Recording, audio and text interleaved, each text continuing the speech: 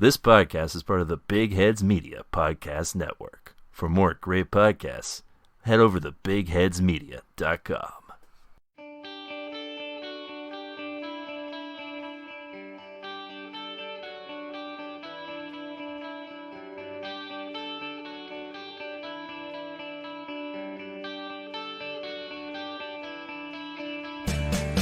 Hi there, folks, and welcome to the Gilmore, the Gilmerrier. It's a Gilmore Girls podcast brought to you by us at TV Tuners. I'm your host, Swanson. Jeff. With me, as always, is my co-host and guy riding in on a motorcycle at the last minute, Stairmaster. Hey guys. Whoa! Vroom. Vroom. Is it me, or did Stairmaster get hotter? I pay my child support. Whoa! That's crazy. I hope he does. Do you think that guy pays his child support? I hope, with that kind of bike, I hope so. I think he got the bike to get away from it. I don't think you can ride away from child support payments. You'd be surprised. Also, it's probably bad form to show up to the town that your ex-wife, I guess just ex-girlfriend, lives in if you're not paying child support. Yeah, they never got married, did they? Do we think find out. Do we Will think we? child support is what helped pay for that house that they have? That is a good question. It is a large house for a single mom to live in. This is the dream liberals want. To be able to afford houses. With me, as always, of course, is our other co-host and loose bird getting all up in the house, Kiorain. Oh? Are you ready for some antics? I'm gonna catch you for my friend. How did I get out the cage? That doesn't Oh, matter. the cock is out. It was a chick, right? It was a like chick. Chicken, right? Yeah, so the cock. They didn't specify its gender. No, they did. Her name is They Stella from Oh. like the streetcar named Desire, because Sorry. she does Stella. Not as good as Tommy Wiseau does it, I'm imagining, but Or Ned Flanders. true. Definitely not as good as Ned Flanders does it. There's a disturbing amount of references that I only get through The Simpsons. That's fine. That's normal. The Simpsons is like a bedrock of our generation's culture. Yeah, true. But it is funny. It is funny to only get like a seminal acting performance from The Simpsons, and it being from Ned Flanders instead of Marlon Brando. Although the odd thing is that I have seen the original product, but since I saw The Simpsons first, that's the original in my brain. Yes. It's true. That is correct. You were watching that movie, and you're like, I can't believe Marlon Brando stole from Ned Flanders. Simpsons did it first. Simpsons did it first. They predicted this as well. It's true. Yeah. The Simpsons did Gilmore Girls first. As True. well. I mean, look at it this way. You got Marge. Yes. You got Lisa. Yes. Think about that. Yeah. Mother and daughter. Imagine if Homer rode a motorcycle. That'd be fun. Oh, he does in the movie. No. I was going to say, he's He's definitely probably done it. done every possible thing you could think he could ever do. At this Fellas, point, I gotta be... I don't think there's a thing that Homer could do that hasn't been done. On an unrelated note, I had another dream. I was watching modern day Simpsons again, and just getting increasingly mad at the television screen. I'm sure... Okay, tell us the idea that you came up with, because I'm sure it was better than what is on modern day Simpsons. My idea?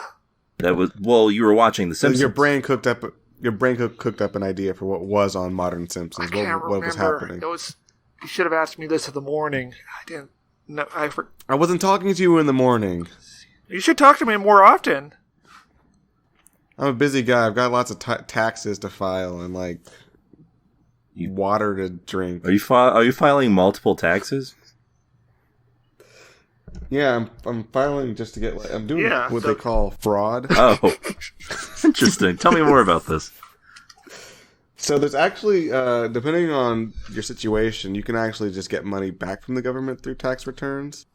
So I'm just like lying a lot, making a, it's pretty crazy. I'm putting gonna down multiple return payments as an individual known as DuPaul Stairmaster. Yeah, so I'm defrauding the United States federal government and the California state government. This is the future liberals want. Yeah. So, yeah, I'm going to probably be arrested during the podcast, to be honest. Well, I hope they're nice about it and, like, wait till the end, but I guess I can't really tell the government. I hope they don't kill my dog. Well, that's a given. They probably will. Probably should have, like, put the dog, like, in his box or something. Oh, that won't save him. In the dog box. I guess they'll sniff him out. They'll bring in their dog to find your dog. Yeah, they got a dog finding dog. Dog looking for dog. Bring in the dog locating dog. Dog Hunter. Directed by Michael Mann. They come to arrest me, but their search is for the dog. Like, they see you on the couch, and they're like, don't move! And then they keep looking around. You want to sniff your own ass? Yeah, I bet you do, you sick freak. Listen, Billy. Daddy was hunting down a dog, and he got bit. But it also hurt him. Mentally. So yeah, this is another edition of our Gilmore Girls podcast. For the time being, or perhaps ever, the last. I thought we had to do episode 15. No, we got paid to do 4. Oh, thank God. And that's what we're doing. So yeah, we're here. One more Gilmore ride for the time being. This is, of course, brought to you by buymeacoffee.com, where all of our bonus episodes come from. What you do over there, if you want to suggest a bonus episode, all you gotta do is go over to buymeacoffee.com/tvtuners to give us any bonus episodes that you think would be fun. More agonizing, apparently. Yes. There's also, of course, other ways to contact us. Perhaps you have any quip, a comment, question, a foresight otherwise? Well, you could send those to us at our email address. And we'll read them aloud on the podcast. Can you believe that stuff, guys? Yeah. No. Well, believe it, because it's true. I'm open-minded. Send it over to tvtunerspodcast@gmail.com. What's that email, Gilmerrier? Well, before I recite that email to you, I wanted to announce that I am closed-minded and I do my own research. Oh, okay. How's that been going? I've discovered a few things, Yeah, like what? I'm pretty sure I know what's going on in the world. Okay. Yeah. Like you know the real score. You know that thing allegedly called the post office? Yeah. I mean, it is right there on the door. Yeah, it's not real. Not real. I was just there. The email is tvtunerspodcast@gmail.com. All right. Well, you could be like Gio, who sent us this email. I knew him. A fellow of infinite bongs. Yo, what if they named the strain Ham? So when you smoke that shit, you'd be getting Hamlet. Okay, alright. Is that a question? There's a question mark at the end. 10 out of 10. I agree. Well, Stare, it was a question.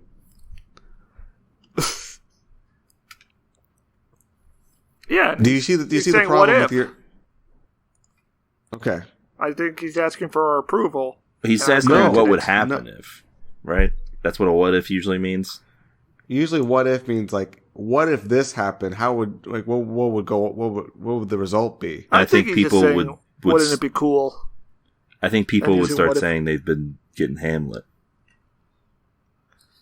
I think that one of two things would happen. One is that they would legalize weed on a federal level, or they would make it a death penalty to take the marijuanas into your body. Yeah.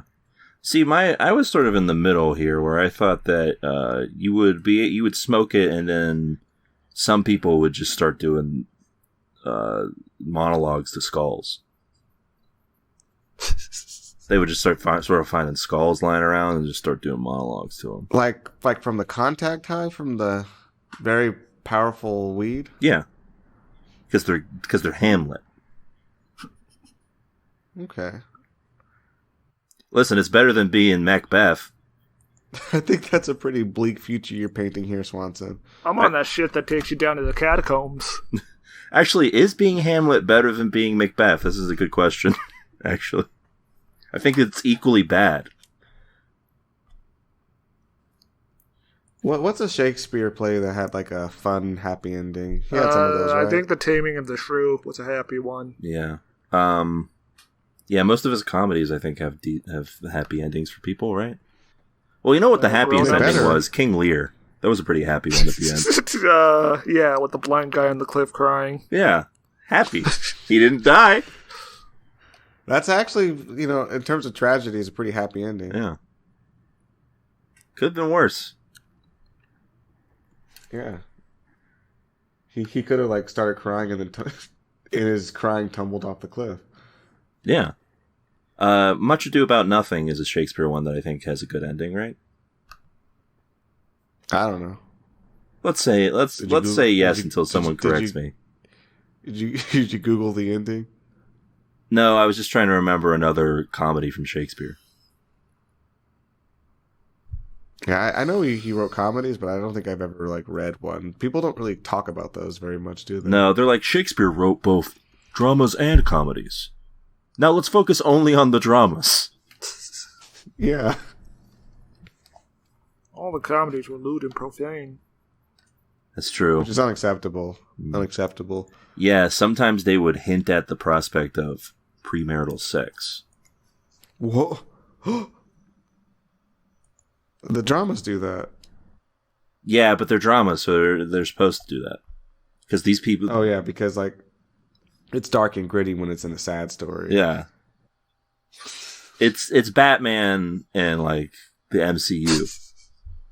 Batman can fuck. Anybody in the MCU can't. I get it now. Yeah, it makes perfect sense. But he can't go down, as we know. Correct. He doesn't. Yeah. That's what villains do. He specifically doesn't. I don't do that.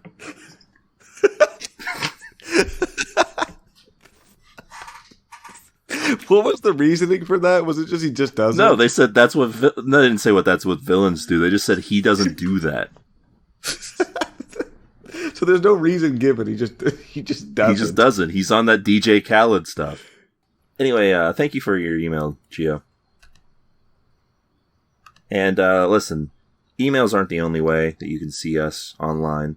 What? Yeah, if you're on the Twitter space, the thoroughly depressing Twitter space, you can head on over to our Twitter account at TV Tuners to find great TV content. Not only is there great TV content there, but we troll the Twitter space looking for... troll the Twitter space. We don't really troll it. Looking for the tweet of the week. And Stare, you've got a doozy this week. Is that correct? Yeah, I had to find it myself since the last intern died. Oh. This tweet of the week comes from Primates Daily. Wait, hold on. You're just kind of glossing over the intern dying. Yeah. What happened? Ashes to ashes, dust to dust. Were you involved in the death, or is this just kind of... So he burned alive? Is that what you're saying? I was present. You were present. Okay, so this tweet comes from Primates Daily. A group of otters gathering around an orangutan, and it's a picture of a group of otters staring almost reverently at this orangutan. This majestic beast. Do you think this orangutan is like teaching them? Beast. Oh, yeah, he's got a wise elder look with that beard of his. Yeah. He's teaching them like how the merits of being dry. Orangutans famously dry. They love being dry. It's one thing about orangutans that you just gotta know. It's like do not splash a bucket of water on them. No. That will end very badly. It's crazy how round orangutans' faces are.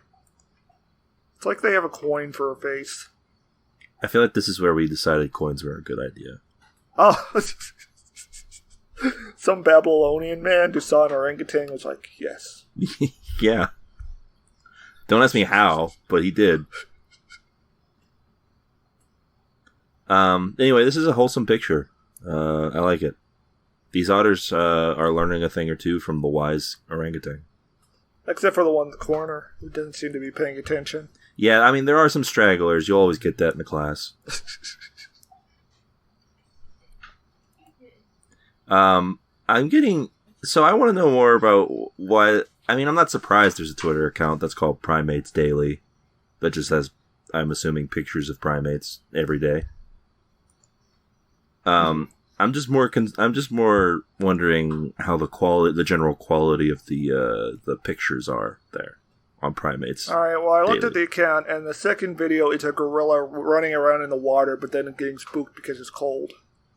Oh, well, that sounds delightful. And he's running upright like a human being, which is very spooky. What a foolish creature.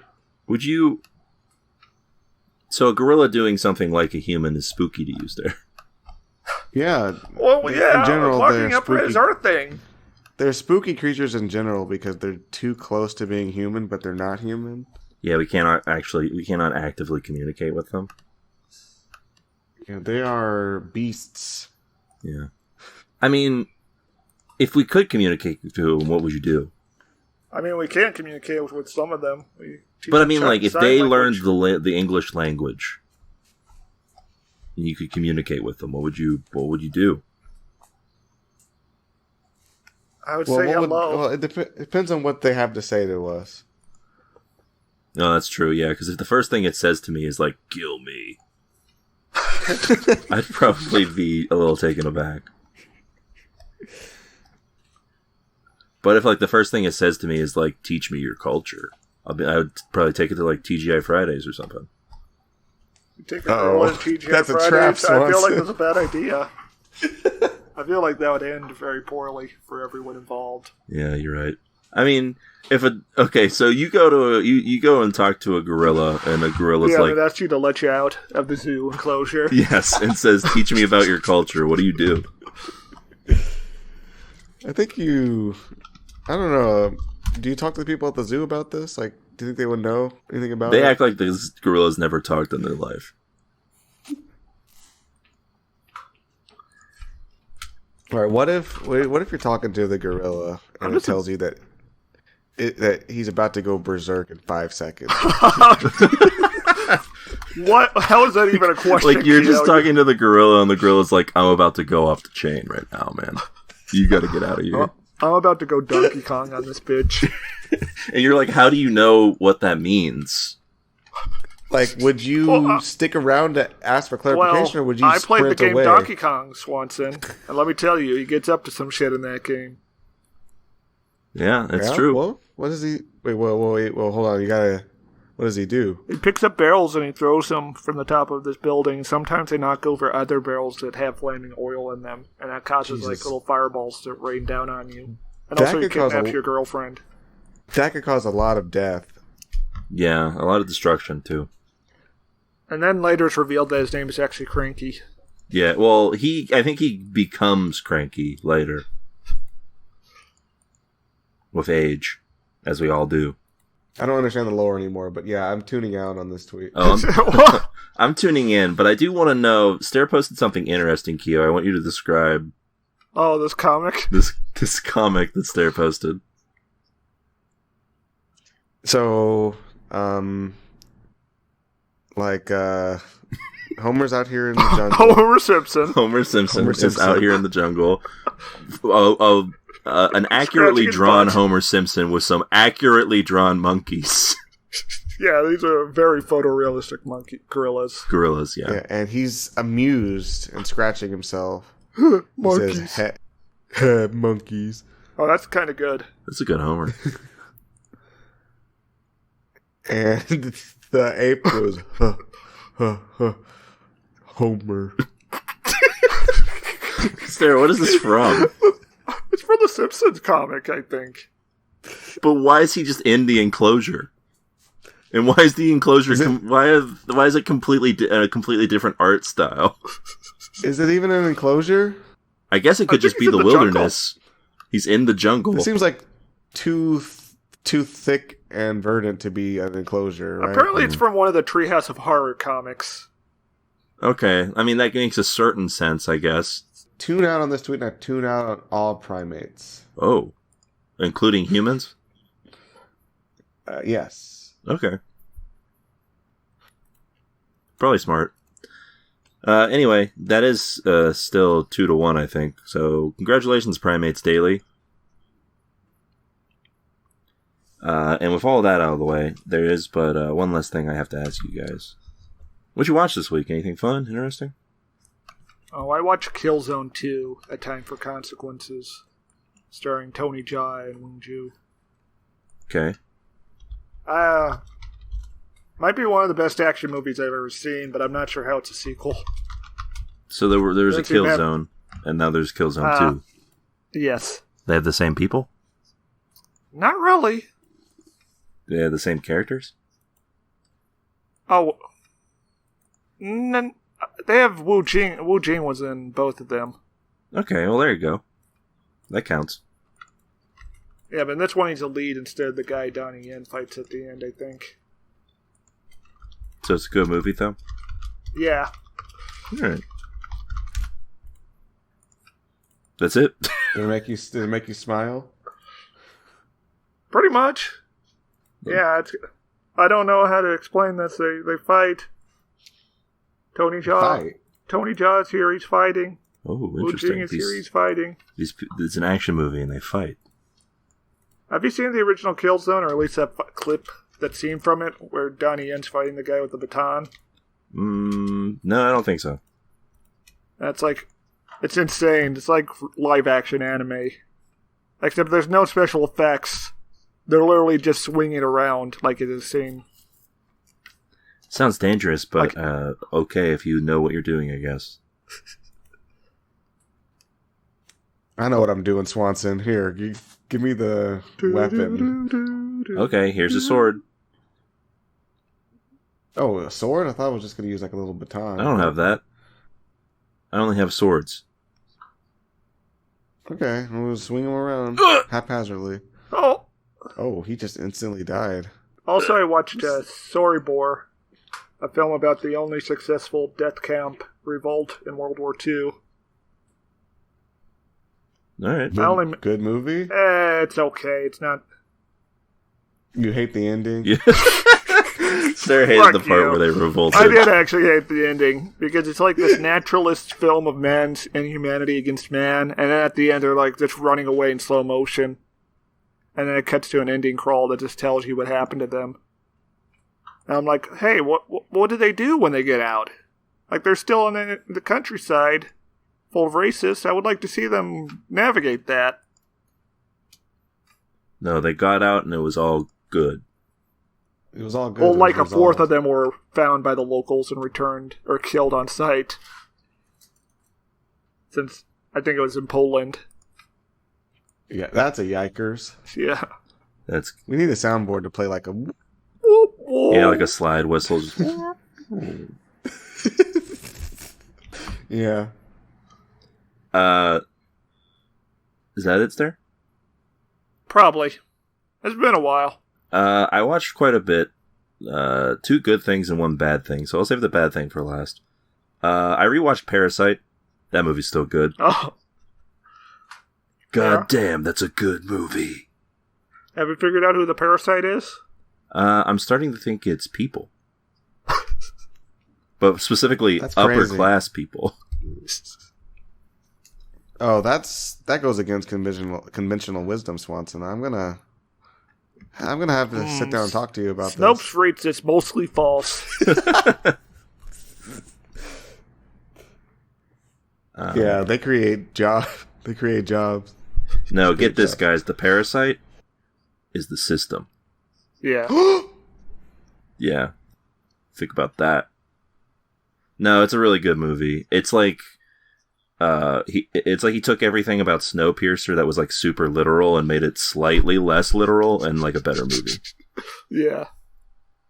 It's good. Kicks ass. It also, I really appreciated in this rewatch how quickly it turns from being mostly a comedy to being mostly a dramatic movie in like the second half. Shit gets real fast. And it doesn't feel like a tonal shift. It's not like a drastic tonal shift. It's just like, now we're in the serious part. It's totally deserved consequences. Yes. It's good. Also, Killzone 2 is on Amazon Prime for free. Yeah, I'm noticing a pattern where...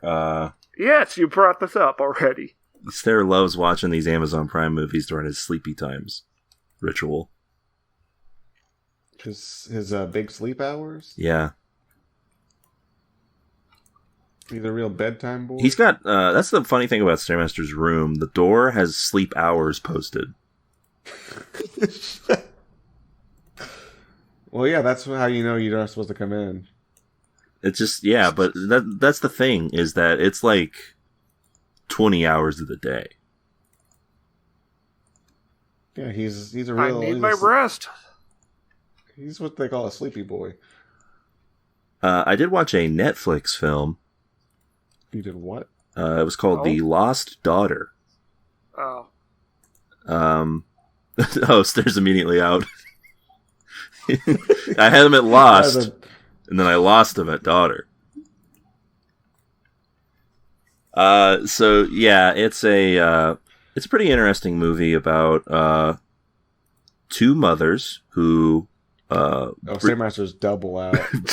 Briefly lose a daughter. No, I'm intrigued. Two mothers. A daughter, a briefly lost daughter, and a missing doll. Oh. But what it actually is about is the horrors of motherhood. Just the utter fatigue, apparently, that it has on somebody. It's also sort of a character study on just this one lady and why she does makes a whole bunch of very poor decisions while on vacation. It's pretty good. It's fun. It's not fun, I would say, but it is interesting to sort of unravel the mindset of this one particular woman who's been up to some shit in her life. Also, it looks good. It's very well made for you don't expect... I don't know, I haven't watched a whole lot of Netflix films, so I don't know what to expect in terms of that style, but it does look very good. And now for the bad thing. This is probably going to take up the most time that I have on this. So, I finished the Book of Boba Fett. Uh-oh. Spoilers for Boba Fett, by the way, because I'm just going to go all out here. So I guess skip ahead like 5 minutes, I say. If I'm still talking about Boba Fett in 5 minutes, skip another 5. Just turn off the pod. Jonathan's really upset about this program. Apparently, I think it's only going to be 5 minutes, but you never know. We always vamp. I've heard a lot of salt. All right. So we watched the one episode, and that was pretty bad. What if I told you it's worse? No. You know how I really hated Picard? Yeah. This is I know that. This is just as bad, if maybe worse. Yeah, Swanson from Timeline 2 has a hit YouTube series about that program. It's true, yeah. This is maybe worse than that. Oh no. So Boba Fett, he's a crime boss now, right? And he's like... Allegedly. I guess he told us he was, anyway. Yeah, you would think he's a crime boss based off of the whole premise of the show. But there are multiple times where he seems to have no idea how a crime boss operates. You'd think he would have met one in his life. Yeah. You mean like with honor or whatever he said? There's a scene, a very baffling scene, in episode 4, where him and Ming-Na Wen's character are talking, and she says to Boba Fett, legendary bounty hunter of Star Wars lore, "You have a lot of money. Money can be used to buy muscle." Money And- can be used to exchange for goods and services. This is an actual. That was the quote, the verbatim quote she says. Was he impressed? He was like, I hadn't considered this before. Really? Essentially. And this is the part where the show takes a very weird leap. The Mandalorian theme starts playing. And then the next episode, no Boba Fett. It's just the Mandalorian. How many episodes is this show? Like 7. This is 4 episodes in. By the way, they had spent roughly half of the time of those episodes in flashbacks that don't really amount to anything. I guess they give you a little bit episode of a backstory for Boba Fett, a little bit. So wait. You need to. Okay. Sorry, you're saying that it's the Boba Fett show, right? That's right. It's right there in the title. Okay, so it's the book he's the of him. Okay, so it's like a biblical. It's like a biblical tale of Boba Fett. Mm-hmm. That's right. Okay. And so we're like, hey, here's our guy. We're gonna have a whole show about this guy. Okay. Uh-huh. And then you're watching the show and you're like, hey, this him. And then it's like, actually, wait a second, and we've got to go back to the other show we have. It's just, his name is Mr. Mando. What if you? Is that what you're saying? Yeah, it was like, what if we showed you all of the cool parts of Boba Fett that we put onto this dude instead? Because that's the thing. Mandalorian shows up, and this whole episode, it's episode 5, is all about him. Boba Fett does not show up. And it's the best episode of the season. Because the Mandalorian is just cooler than Boba Fett is, and at least in how he's presented in this show. Since Boba Fett is walking around taking off his helmet to like random strangers, he'll go into a club and take off his helmet and be like, "Hello, I'm looking for work. Is anyone here looking for work?" There's a pandemic going on. Keep that shit on. Don't worry about this helmet. It's just a bucket. There's a scene in one of the earlier episodes where he gets told that he has to deal with these people with like robotic attachments who are messing around in the streets, and he goes up to him and starts talking to him, and they're like, "There's no work around here," and he's like, "What if you worked for me?" And then he just hires these random people that he talked to once. Are they even like really buff? No, they just have a bunch of robot parts on them. Oh. Well, that means that they're strong. I mean, I guess they're useful in some ways. So yeah, there's a whole episode that's based on the Mandalorian. The episode ends.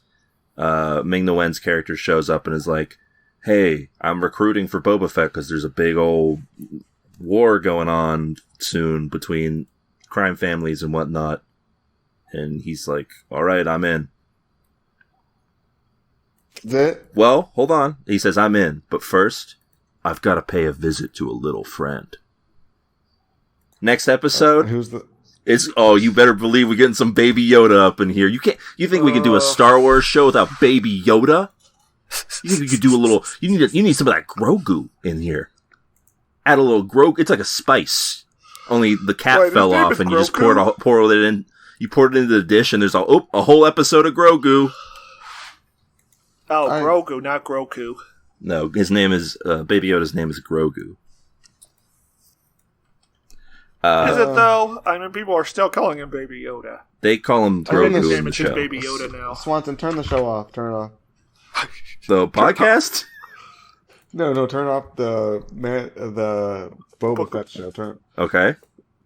I mean, I did turn it off. I stopped watching it. I finished it. Wait, but you didn't get to Luke Skywalker? No, he's in this 6th episode, and it's a lot of them. It's PS2 Luke Skywalker. Oh, yeah, and they don't even have Mark Hamill doing the voice. They use a computer to generate his lines. Okay, I did not know that part.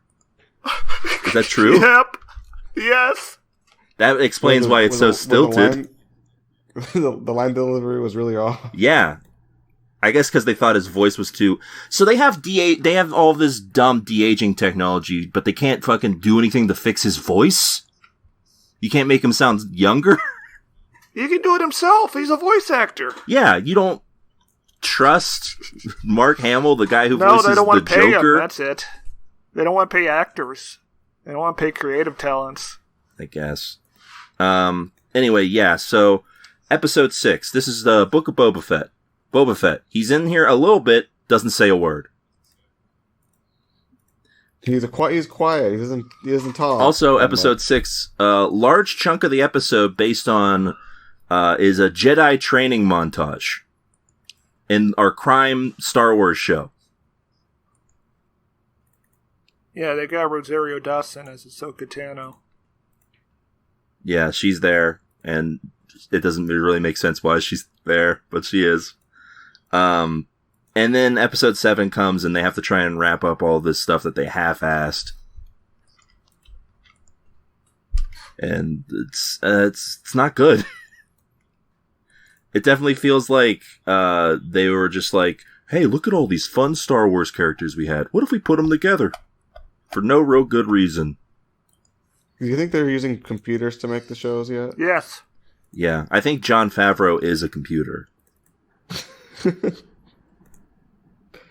Like a robot or a computer? I think he's a like computer. Dome from Gundam X. Yes. Here's my... We're going to get into a little conspiracy territory here.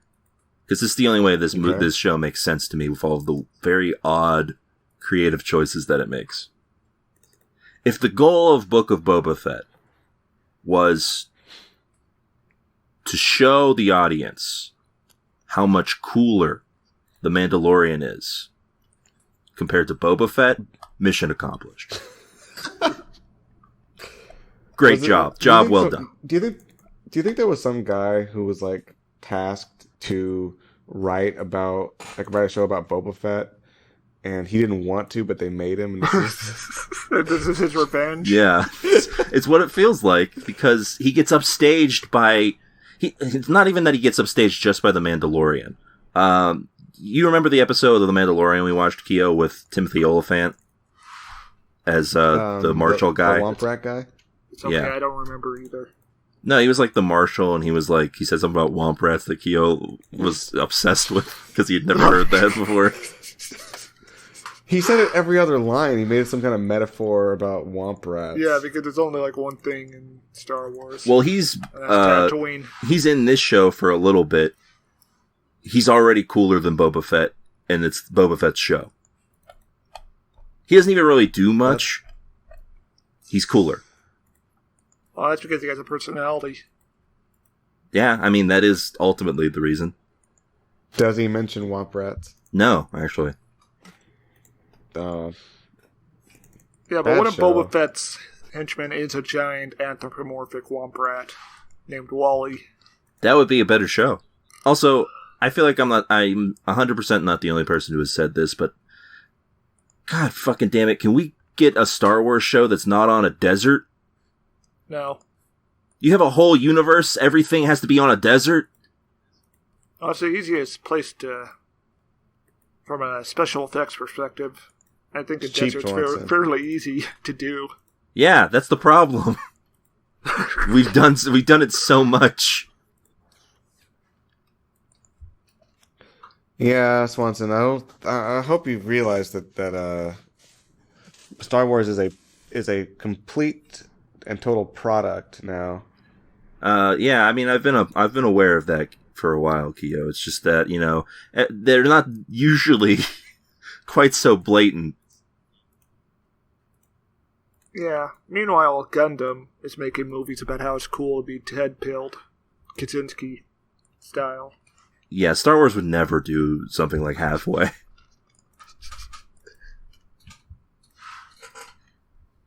I mean, Star Wars would never do anything like Zeta Gundam, even. Yeah, Star Wars would never do a movie where the protagonist literally does a 9/11 style terrorist attack. Yes.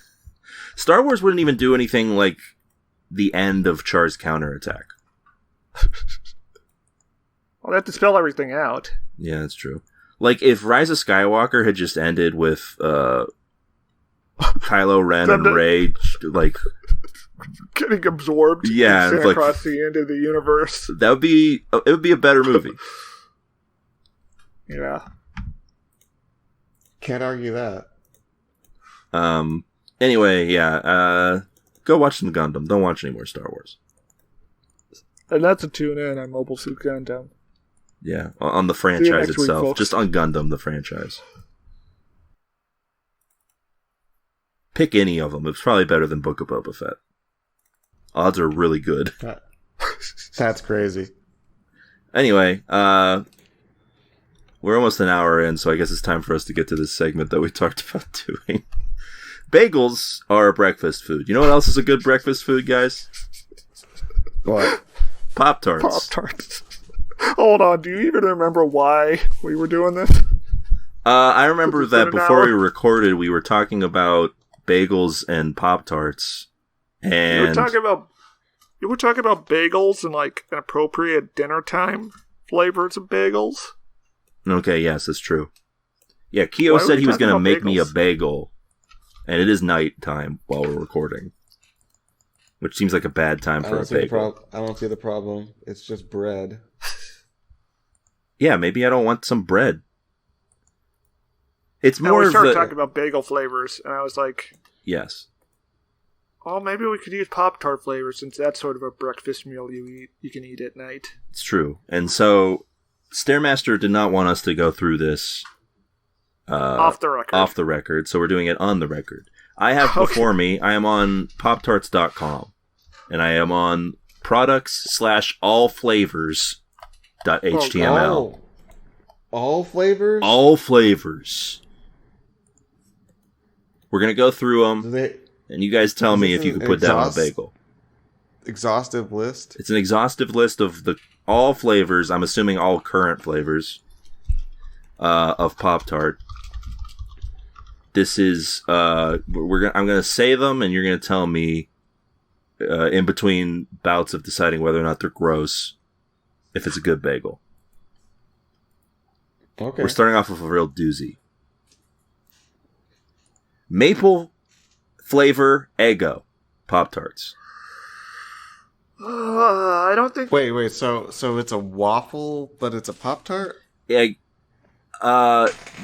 this is a maple flavored Pop-Tart that is also supposed to taste like Eggo. It's Eggo branded Pop-Tarts. No, this is a tricky one to start off on. I don't think you can eat waffles at night. That's just wrong.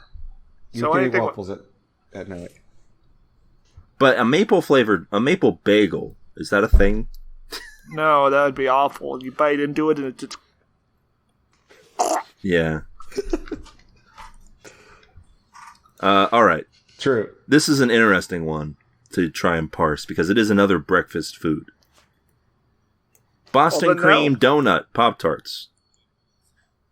You can eat donuts at night. You can eat donuts at night. Boston cream. But how are you going to get a bagel of that? The bagel will just be a donut at that point. Yeah, you can't put Boston cream on a bagel, like in a bagel. Yeah, you would just make a donut at that point. It would just be like you would say it's a bagel, but you would give it to them, and they'd just be like, "Why are you giving me a donut?" Unless the goal is like on one half of the bagel you smear Boston cream, and on the other half you smear like chocolate to make that chocolate glaze, and you just put it in between on a bagel. That seems fine. I mean, you could do that, but it would be inferior to just eating a donut, right? Well, yeah, of course. So you can't do it. I don't think you can eat a donut after 3 p.m., actually.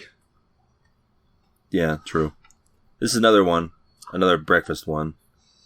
Apple fritter Pop-Tarts. That doesn't sound disgusting on its own. I mean, it sounds alright. What even is a fritter?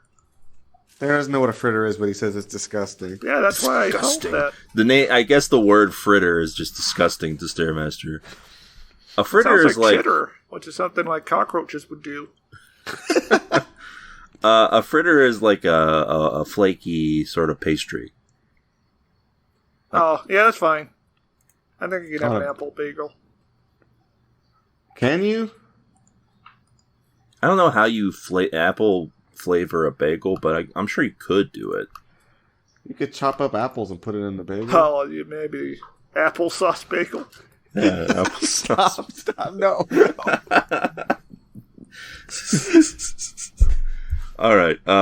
Blueberry Pop-Tart's a classic. This is the one that you can make bagel. Decisive. Confirmed because It's been done. I've eaten the blueberry bagel once, and I regretted it. Oh, okay, interesting. I've had blueberry bagels before, and they're fine. I like them. No, I was just like, you do not mix fruits and breads together. Oh, so Keo has never tried like a banana bread. No, ugh. or like an apple strudel bread. There's a lot of fruits and breads that can work together. Or apple pie. Yeah. No, blueberry bagels are good. They're Wow, walking it back. Yeah, he already saw the heat coming from the podcast sphere, the listeners. You didn't want to get an angry email from Gio. Yeah. He would ask us about a hypothetical where I'm like murdered or something. Next up, brown sugar cinnamon Pop-Tarts, a classic. Do they make a classic bagel? You can season a bagel with cinnamon, I think. Season? Do you call it seasoning when you put stuff on a bagel? A bagel rub. Yeah, I would suppose. I mean, I don't think you could lather it in cinnamon. But see, that's only part Brown of this. sugar cinnamon. It's brown sugar cinnamon. Yeah, but that's the problem. I don't think you can get the brown sugar in there. That might be a bit too much. Yeah. After a certain point, you're just making a donut, right? If you're just putting fuck sugar up about into donuts. A bagel's just a donut without a hole, Keo. So yes, Oh, you a are bagel making does a have a donut. hole. What? Well, sometimes. What do you mean sometimes? Most times. I always have Yeah. donuts. That's my confession. I don't know much about bagels. Apparently, so does Keo, since he's all on the donut All right, train. I'm looking at bagels, and the picture on Wikipedia, this just looks like a fucked up donut. I'm just saying, like, we need to consider the possibility of, like, adding something to a bagel makes it no longer a bagel. It's true. Well, here's the reason donuts are technically superior to bagels is that all of the flavors listed so far would be decent donuts at worst. True. Except the waffle one, that'd be weird. Because the thing about these flavors is they're all extremely sugary, and that's just not, like, the limit is basically blueberry bagels because they're not very sugary. Well, you say that's the limit, but we've got a way to go, Keo. Okay, I mean, I'll hear you out, Swanson, but I'm ready to close the book on this whole topic. The book of bagel fat. Money can be used to purchase Pop-Tarts. Cherry is the next one. Yeah, Okay. yeah. You can have a cherry bagel. Yeah, I'm not sure how I feel about that, but I'm sure you could do a cherry bagel. I would imagine it'd be comparable to a blueberry bagel. I just don't. I don't enjoy cherries as much as I enjoy blueberries. So I mean, that's understandable, but True. I imagine people make cherry bagels. I like it when actually. my cough medicine is cherry flavored. You do? is scissor. Well, the one time I had cherry flavored medicine as a child. Stair was like, When I had mm. Yeah, I had a very bad ear infection, and this one medication I felt like death drinking, and the other one was like tasty cherry. So it was a very fond childhood memory. All right. Okay. Next up, chocolate chip Pop-Tarts. Another sort of gimme, because there's already not donuts. There's already bagels that are like that. But True. I think I know what's coming up next. Chocolate chip cookie dough Pop-Tarts. Oh, never mind. No, you can't do that. That's simply too decadent. Yeah, That's going too far. That's- going too far. that's some fall of the Roman Empire shit. Chocolate That's fudge Pop-Tarts. No, it's too much. It's already fudge. And now you're having a bagel in it? Let's have some fudge if you want some fudge, for fuck's sake. True. Yeah. Cinnamon roll Pop-Tarts. This is again just have a cinnamon roll. Yeah, I don't know how you could make a cinnamon roll bagel. That'd just be a bagel covered in cinnamon, I guess. With some glaze on it. Yeah, you're just eating like some kind of again. It's just a bad donut, really, right? Yeah. Cookies and cream Pop-Tarts. Oh yeah, we talked about this before the show. This is Stair's suggestion for a cookies and cream bagel. Yeah, now that I'm thinking about it, that would probably be a bad idea. It would be disgusting. Yes, correct. But don't worry, there are more disgusting options, like this one, hot fudge sundae. I do want to say cookies and cream Pop-Tarts are the best flavor. I don't think I've had those. They're alright, yeah. I don't mind those. But a hot fudge sundae bagel? How do they make a hot fudge sundae Pop-Tart? Isn't a sundae like... I guess they just stimulate it with some kind of... It's a hot fudge sundae, not a cold sundae. Okay, Stair. Please. I mean, Stair is accurate. Okay, so when you make a hot fudge sundae, it's not like you the whole thing is hot. You warm it up. Well, it is this time. Throw it on the stove. Okay, well, the ice cream part of it, I guess they just have some kind of dehydrated milk in there or something. What is the sundae part of it? The ice cream portion of this. I mean, I couldn't tell you because product. I've never partaken in these. Is there not a picture? I mean, yeah, it's. I posted a picture here. What That do you guys is think not of a hot fudge sundae. That looks like spaghetti rings or something. Oh, no, wait, that's not spaghetti. It looks like peanut butter with cherries in it. All right, I clicked on it. Here's the description. With a chocolate crust, smooth vanilla filling, vanilla and fudge icing, and colorful sprinkles, this chompable sundae is a thing of beauty.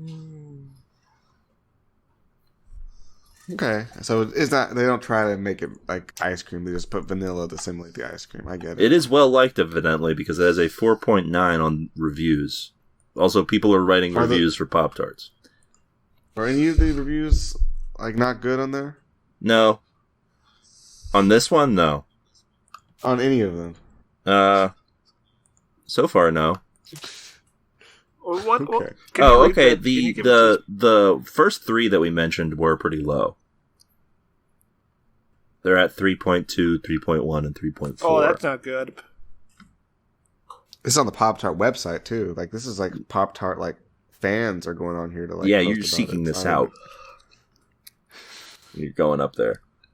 Bella, should I make an account on poptart.com?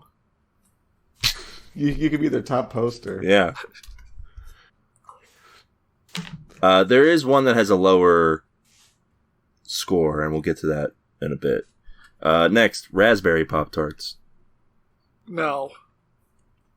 Yeah, I don't know if you could. I guess you could do a raspberry bagel, maybe. I don't know if it'd be good. I don't see the problem theoretically, other than raspberries don't have the best texture. Yeah, true. S'mores. Oh, I like s'more Pop-Tarts. That's all I'm going to say about this. Yeah. So you put marshmallows and chocolate into a bagel, I guess? Yeah, that seems too decadent again for a bagel. Yes, too sugary. Strawberry. Yeah. What would even the bagel part contribute besides diluting it? I guess it's slightly better than a graham cracker in terms of health. Yeah. Again, we're looking at better than a graham cracker? Are you sure about that? No. Yeah, I thought we're looking at another bad donut here when we discuss this flavor, aren't we? Yeah. Bad Donut, by the way, is the name of my new production company. Ooh. Bad Donut Films. We're making we're making an adaptation of this very segment. You know what my new fantasy is? 2 chicks at once? That's an old one, like from like when I was like 12. Oh, He's put away Yes, childish things, and now he's on to a new fantasy. My new fantasy is a baker who makes like lots of bagels listening to this segment and sending us like a really angry email about it. yeah, Geo. Yeah, Gio knows a guy, I bet. Geo literally told us we should make our own bread. Strawberry milkshake is next. No. I don't think you can do that. I don't think that's possible. I don't think you should. Yeah, we gotta shut down Pop-Tart until we figure out what's going on. Well, that's the thing. Strawberry milkshake Pop-Tarts are apparently very well reviewed. Can you read a review? No. This segment's already going way too long. Okay. Wildlicious Wild Berry. Oh, that's dangerous. That's not even a real thing. That's just a thing they made up. They were just like, yeah, you just grab some berries from the woods and put it in your bagel. Yeah. I mean, it sounds like a good way to have a near-death experience. Cinnamon sugar pretzel. You can experience ego death through your Oh, that'd bagel. be fun. Yeah. Cinnamon sugar pretzel. Pretzel. I don't know how you get the texture of a pretzel on a bagel. I think you just make a pretzel and like make it like don't fold You it. just yeah. I mean, that's not wrong. Because like pretzels, like it's an arbitrary shape. It's not like part of like it doesn't like they could have made it any shape they wanted. They just made it that shape because it was like some kind of like, was it like a religion thing or something weird like that? It could have been. I am honestly not sure. All right, I feel like we talked about this on the podcast. we might have. What do you think Jesus' favorite type of bagel would be? Regular. Yeah. Now we're going to get into some of the wild flavors that they have here. An Italian monk invents pretzels as a reward to children who learn their prayers. Oh, interesting. He calls the strips of baked dough folded to resemble arms crossing the chest. Yeah, he did a fucked up job in that case. Next So, up, in my opinion, we should just like have like just like they should make pretzels, but just put them in like whatever shape. Like who cares? Next up is perhaps the wildest one, although there are some ones that are interesting in terms of both Pop-Tarts and bagels. Fruit Loops. Attention, everyone. I didn't get the job at Pop-Tarts. My body is now your sacrament. I guess there's nothing stopping you from doing a Fruit Loops bagel, but other than perhaps God himself. Usually like the stuff you want to put inside of a bagel is like not super dry, right? I guess that's true. Well, I mean, what I'm thinking is sort of like how a Dip blueberry it in milk. bagel has the blueberry elements in it already. Just a Fruit Loop sort of part. Like Fruit Loops are sort of in the bagel. That's what I'm saying. Like you don't want like crunchy. Do you? No, not really. No, I mean, everything bagels do have crunch to them. But that's Okay. like on top of the bagel. What if the isn't it? bagel Like- itself is a giant soft Fruit Loop? That's worse. This is a worse idea. It isn't crunchy, at least. I guess it's true. But a soft Fruit Loop? Yep. Let us not dwell on this any further. Let's go with crisp apple. Crisp apple. Yeah, this is a crisp apple, not to be confused with an apple fritter, a completely different thing, technically speaking. Okay. I don't think. I mean, I guess you could put apple in there. Like, why not? Like, I don't know if it'd be good, but you could do it. I don't think you put fresh apple. You put dried apple in there. Like, Yeah. maybe. Salted caramel pretzel. So we're on the pretzel kick again. You gotta make a pretzel bagel. Come on. No crunchy stuff. Like pretzels are not necessarily, or even ideally, crunchy. In my opinion. If you can make soft pretzels, why can't you make a soft Fruit Loop? Stare, they make soft like soft pretzels are possible and exist in the world. It's not like a hypothetical that I just came up with. Listen, we live in an age of science. Also, I think it's possible. Bold. The wheel just doesn't exist yet. I'm just going to throw this out here. Soft pretzels better than hard pretzels. I believe you. Far better. I absolutely do not fuck with hard pretzels. You never had a soft pretzels there? No, I have not because of hard pretzels being so bad. No, soft like, pretzels they're not are even similar. Soft pretzels are, cool. Dare I say, decadent. That's neat. I'll try one time. Yeah, eat one. Speaking of decadent, red velvet cupcake. What the fuck? What? Remember, this is a Pop-Tart we're talking about. This is a Pop-Tart. It's a red velvet cupcake Pop-Tart. Yeah, you can't do that as a bagel. What does that even look like? Here, hold on. I guess I'd eat that. That's Sarah's reaction to any Pop-Tart flavor. Yeah. I guess I eat that. Okay, I don't like the fact that the breaded portion is also red. Yeah. What are you going to do? I mean, I guess you could make a bagel of this. You really, listen, you could make a bagel of any of these. What we're asking is, should you? And the answer for this is absolutely not. Which is... Hey, you could make a red bagel. Yeah, but a red velvet bagel? The red bagel. Look, I keep harping on this, but that's another bad donut. It's a bad donut. I think that exists as a donut.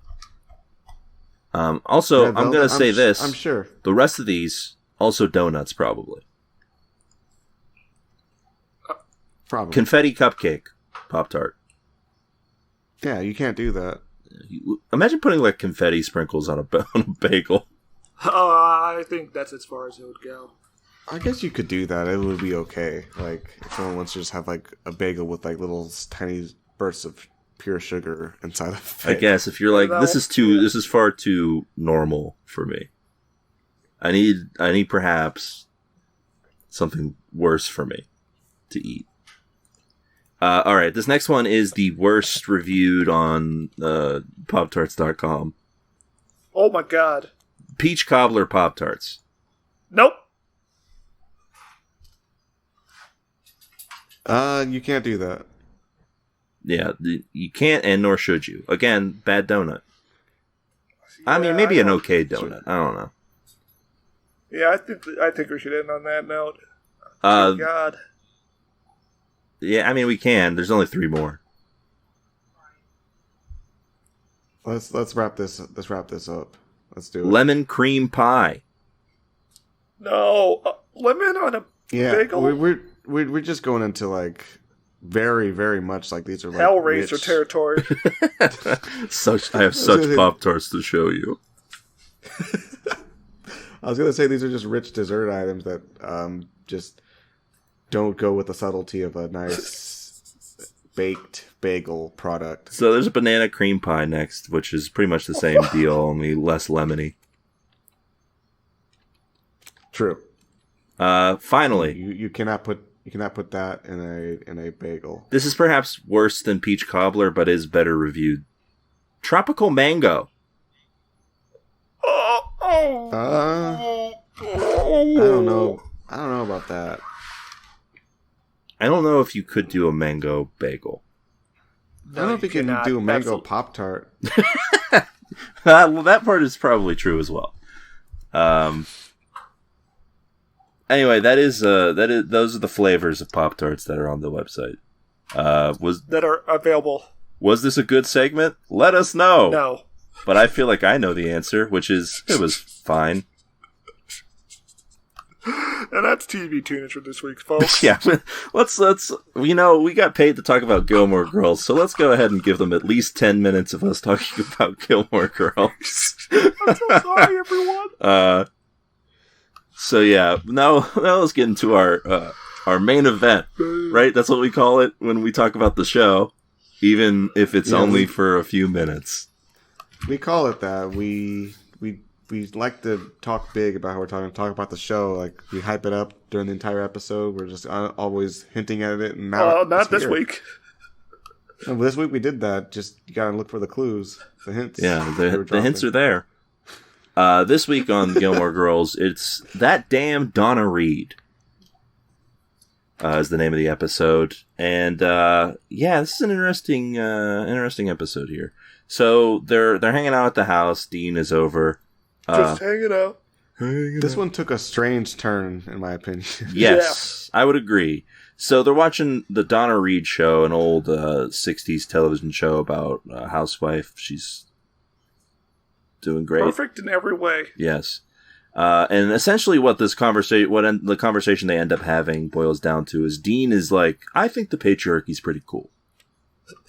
And he's like, this slaps. I like this. This is not creepy at all. As a man, this sounds dope. And the titular girls are like, that's wrong, actually. It doesn't seem very cool at all. And he's like, I don't know. It seems pretty cool for me. And as a man, it's cool when my mom did it. Yeah. He's like, my mom did that stuff, and that seemed cool. And, what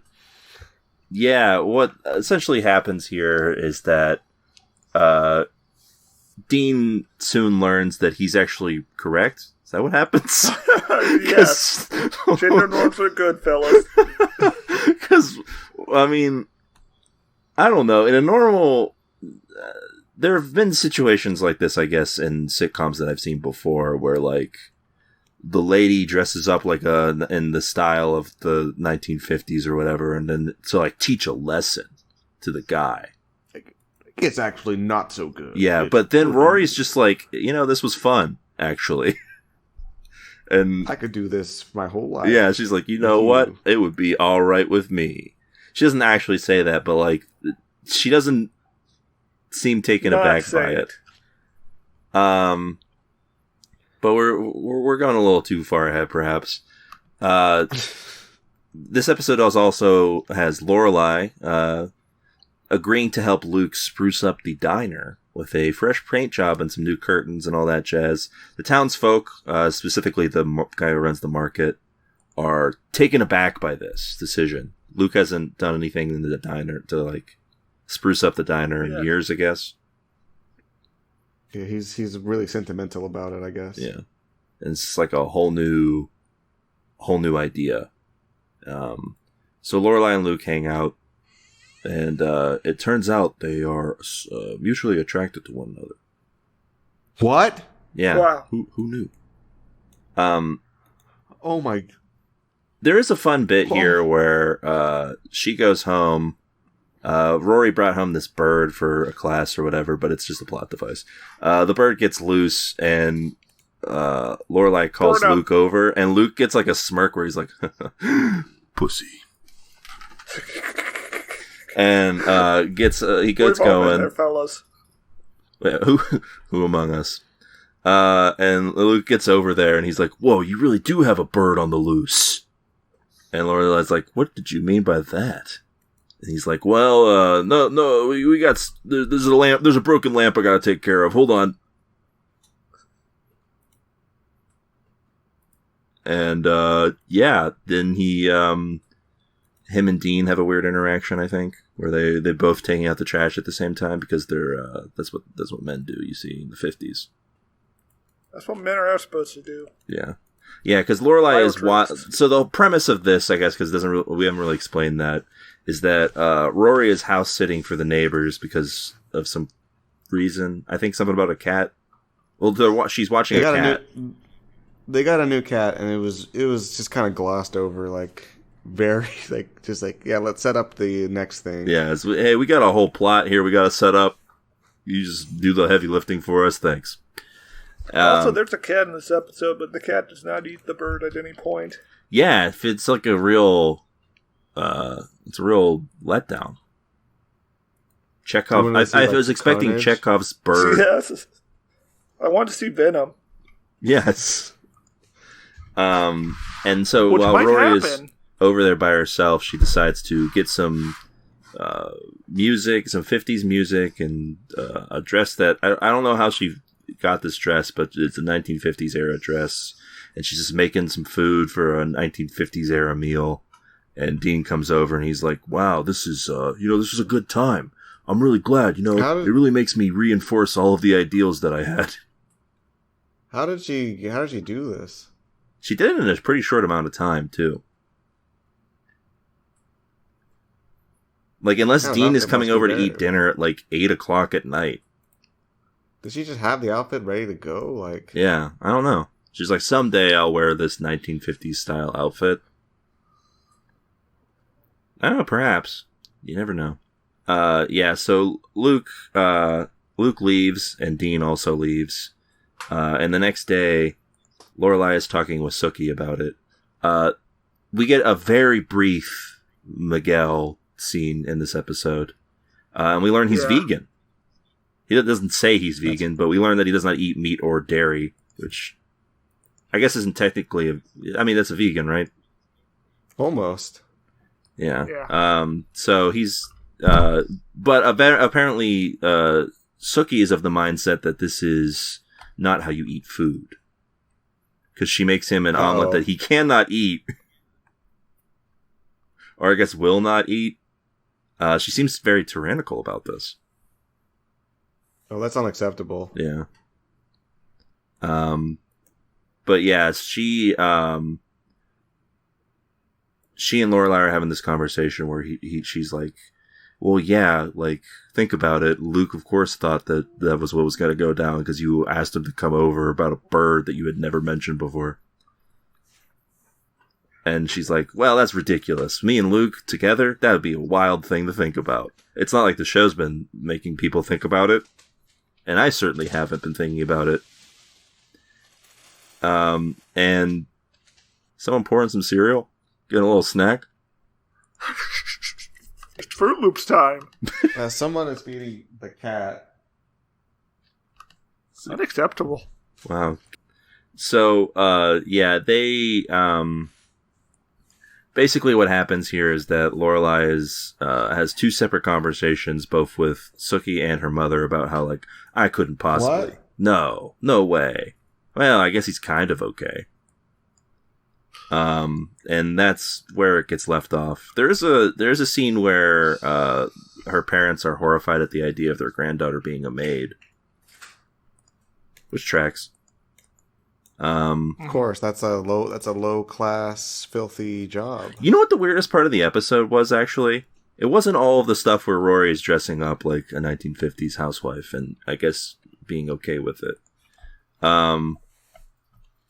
It was that at the end, she starts reciting like like good things Donna Reed did. Like she's the Donna Reed defender has logged on.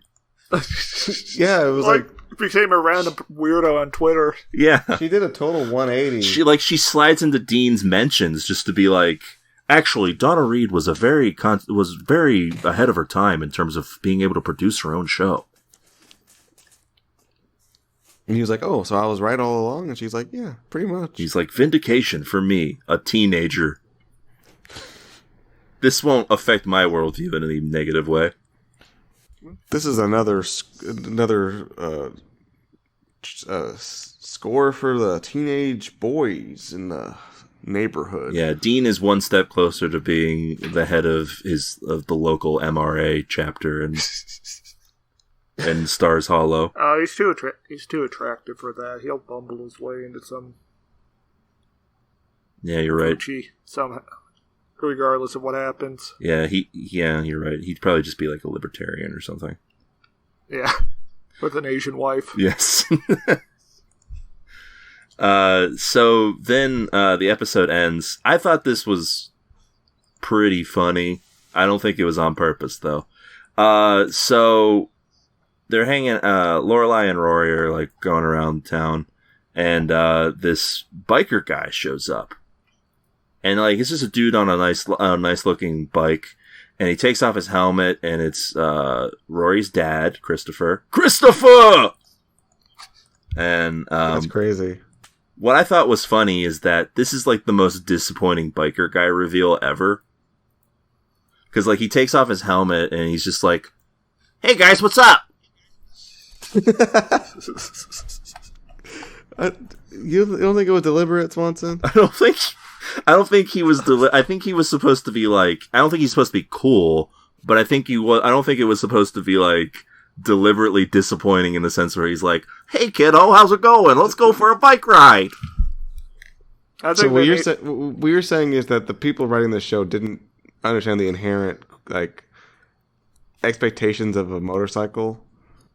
I don't know. I mean, maybe because like they had to have known that the guy they cast for her dad sounds like Joey from Full House, and yeah, like you should cast me. They had to have actively decided to do that. Yeah, I don't know. Maybe it was intentional. It was this funny was before either way. 9/11. Maybe that's just what women wanted back then. A guy on a bike, but a guy who also sounds like. Yeah. Hey guys, it's me. Hey, it's me. Hey, I'm back in town. Yeah, postmodernism was very big right before 9/11 happened. I guess it's true. What's going on, guys? Hey, it's me. I'm back in town. Lorelai, you look hot today. We're verging into Urkel territory, and this guy does not sound. He doesn't sound like Steve Urkel, but better show if Steve Urkel did show up on a bike and take off his helmet and then like immediately destroy the fruit stand or something. And was Lorelai's dad? Yes. Like she's like, "Hey, kiddo." She's just like, "There's my dad."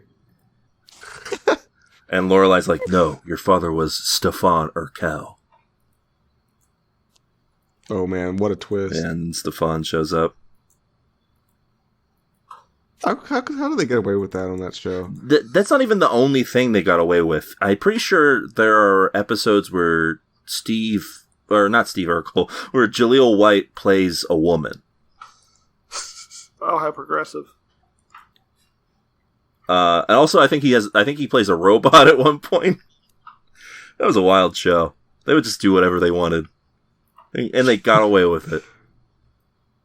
Yeah, zero arrests in relation to that show, yeah. As far as I'm aware. Same. As far as I'm aware, 0 arrests on that show. And they had a cop right there in the cast. He could have done it himself. Yeah. If Carl Winslow just arrested Steve Urkel. Did I do that? You did, Steve. Under arrest. Yeah, but it wouldn't hold up in court. Yeah, he's not a real cop. Yeah. Anyway, that's the pretty extremely abridged version of this episode of Gilmore Girls. Listen, even if we didn't spend a long portion of the show talking about both Boba Fett and Pop-Tarts, I don't think we would have had a whole lot to discuss.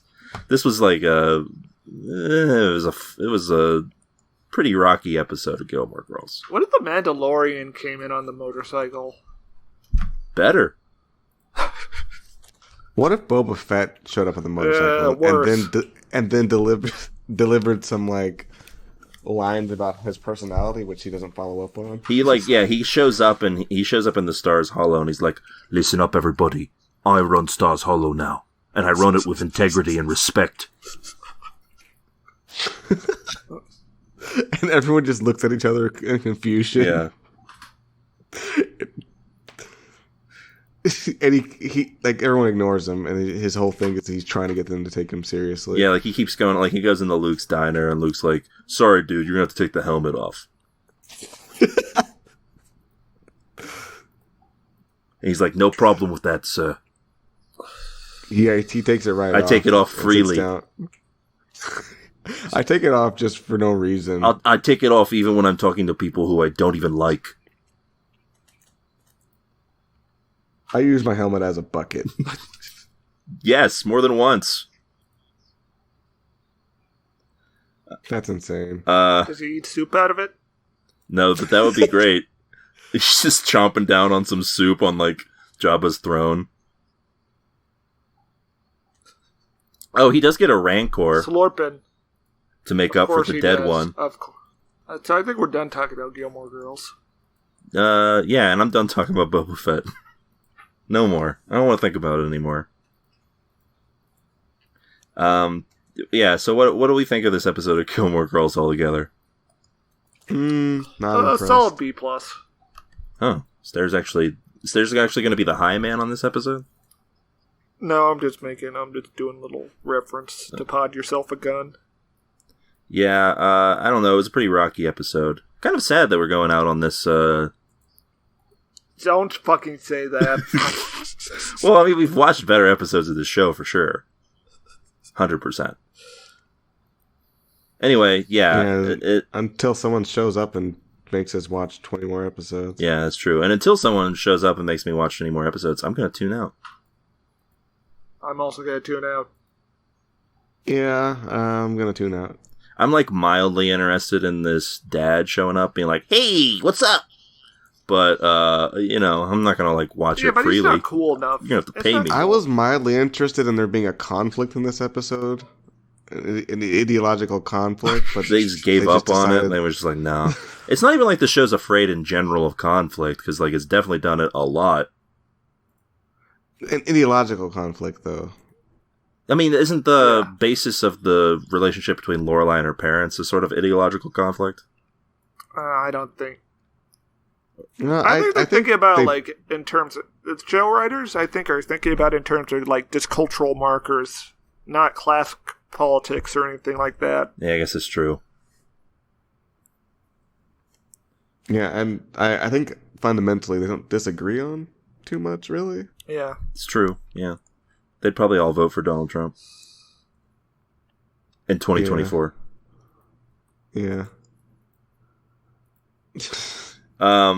Anyway, yeah, that'll about do it for the Gilmore Girls. But hey, next week we're gonna be back in mainstream TV land for a little bit. We're gonna do a main episode of TV Tuners before getting back into the Buy Me a Coffee stuff. But when we return to Buy Me a Coffee land, oh boy, are we returning! Pain, suffering, live action Cowboy Bebop.